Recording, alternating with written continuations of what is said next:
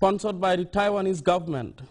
This package is one out of many which the Gambia Army through the government benefits from their Taiwanese counterpart as a means of modernizing its military might. This is actually the idea from His Excellency Sheikh Professor Alhaji Dr. Yahya Ejete Jammeh, the President of the Republic of the Gambia. He hopes that Taiwan can provide assistance of intelligence training for the Gambia Armed Forces officers. After all, this is very important for the Gambia society security and also for the stability of this region. Any nation wishing to mobilize and harness its human and material resources for meaningful national development needs a strong environment of security to safeguard itself from any external aggression.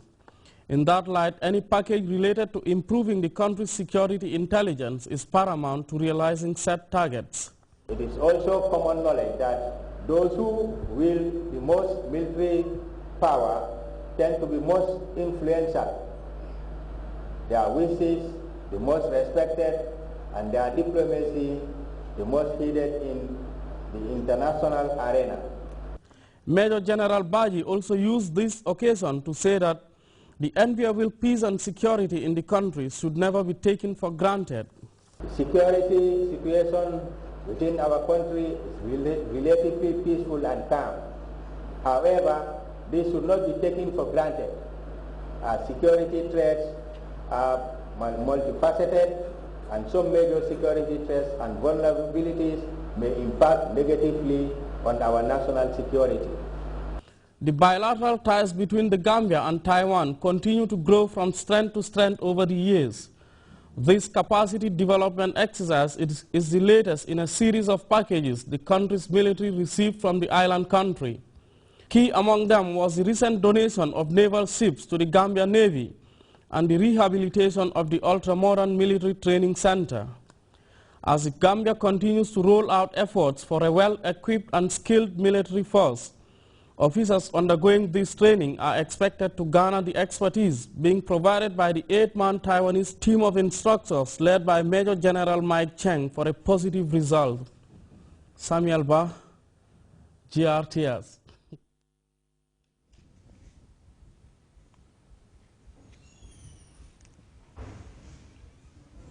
The National Disaster Management Agency is hosting an international conference devoted to finding means of incorporating adaptation and disaster risk reduction into overall economic and social planning processes. The multi-year initiative has attracted participants from ECOWAS and non-ECOWAS countries. Rohibide has the details of that development. Mainstreaming adaptation and disaster reduction into development, known as Madrid, is a multi-year initiative designed to increase social demand and political commitment for integrating disaster risk reduction and climate change adaptation into the overall economic and social planning processes. Madrid also seeks to promote the establishment of sustained human resources capacity development for the implementation of development planning that integrates risk reduction concepts and ideas. It is in this drive that stakeholders in the disaster community within the region through the National Disaster Management Agency gathered for a 4-day seminar with the hope of finding solutions in relation to disaster mitigation. This program, I am told, is designed to develop capacities for improving advocacy and access to guidance, material, and technical resources on mainstreaming disaster and climate risk management into development. By engaging with key decision makers and diverse national champions through a series of cumulative leadership development forums such as this one, it aims to facilitate learning, sharing of experience, and building alliances. Several countries, among them the Gambia, have incorporated disaster risk reduction, mainstreaming, and the Madrid activities in their 2013 management work plans. These, as Dr. Cherno Omar Bari explained, helps the country in its disaster mitigation efforts. Disaster management occupies center stage in our development endeavors, and this culminated into the setting up of the National Disaster Management Agency. It is necessary to set up this agency so that our impressive development gains are not eroded by natural and human-induced calamities. Victoria Ginger, the World Food Programme Country Director, in her opening remarks on behalf of the United Nations Resident Representative and the UNDP, outlined significant steps that stakeholders need to put into consideration in trying to mainstream disaster. According to her, development efforts in Africa are increasingly at risk from the devastating impacts of natural hazard, predominantly droughts and floods. Why does the national policy discourse often stop at enhancing preparedness for response to disasters instead of preventing damages and losses from occurring in the first place? Those are questions that we have to put to ourselves.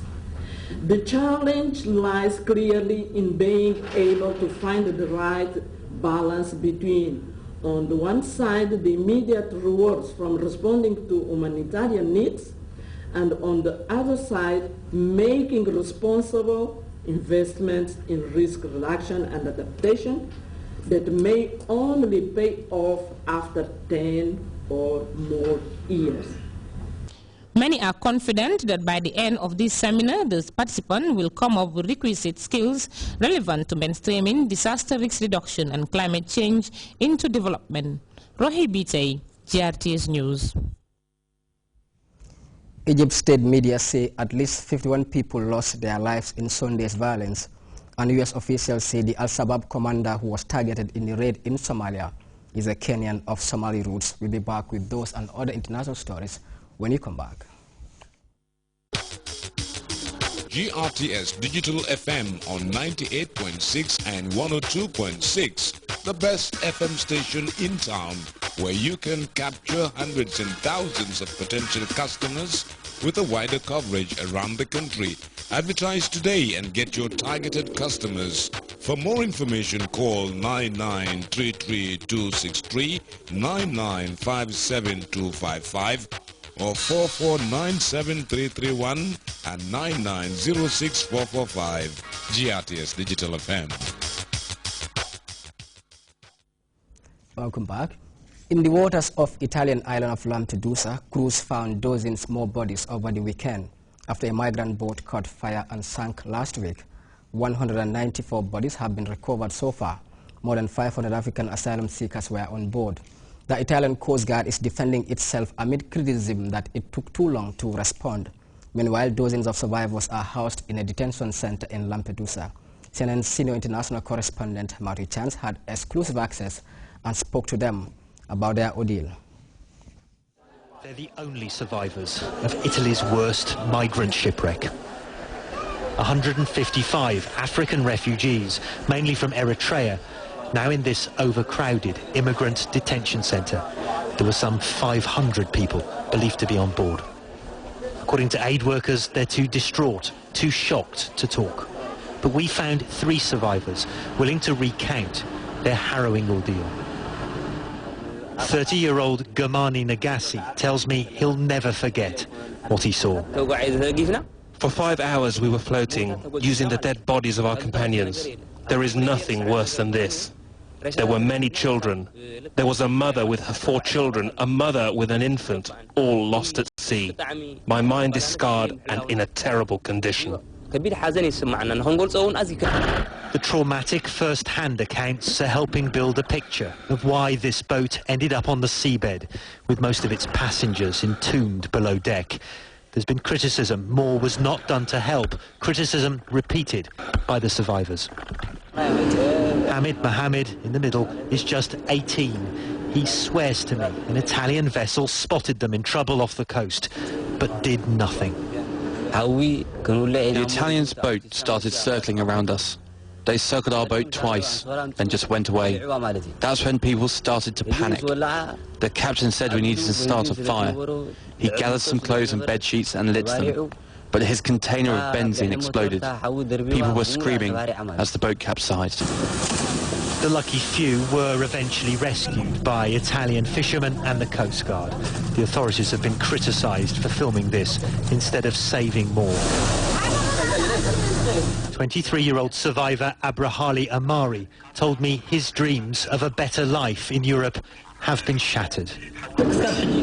We left our country because of hardship, so that we could live in peace and help our families.